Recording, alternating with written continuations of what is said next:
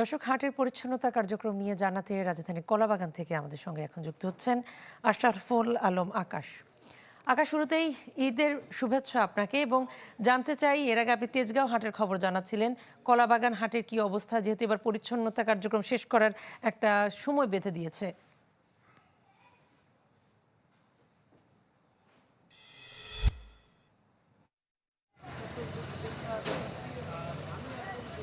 আছি, এটি হচ্ছে কলাবাগান এসটিএস। এখানে মূলত এই ওয়ার্ডের যে বর্জ্যগুলো অপসারণ করা হচ্ছে সেগুলো কিন্তু এই এসটিএসে আনা হচ্ছে।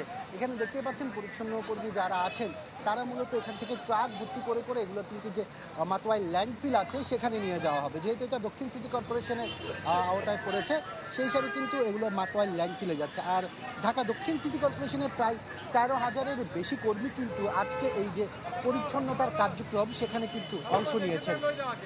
এখানে আমাদের সাথে এই জোনের ঢাকা দক্ষিণ সিটি কর্পোরেশনের যে নির্বাহী প্রকৌশলী তিনি আছেন। আপনার কাছে জানতে চাইবো আসলে এই যে কর্মযজ্ঞ আপনাদের আজকের দিনের পরিকল্পনা কি, কতক্ষণের মধ্যে আপনারা এই বর্জ্য পরিষ্কার করতে পারবেন?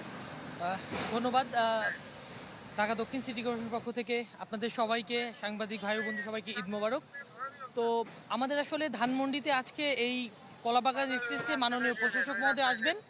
মাননীয় প্রশাসক মহোদয় এইখান থেকে বর্জ্য ল্যান্ডফিলে পাঠানোর যে কার্যক্রম তার উদ্বোধন ঘোষণা করবেন এবং নিজে তদারকি করবেন। তো আমাদের 9 ঘন্টার মধ্যে টোটাল ঢাকা দক্ষিণ সিটি কর্পোরেশনের বর্জ্য ব্যবস্থাপনার একটা লক্ষ্যমাত্রা রয়েছে।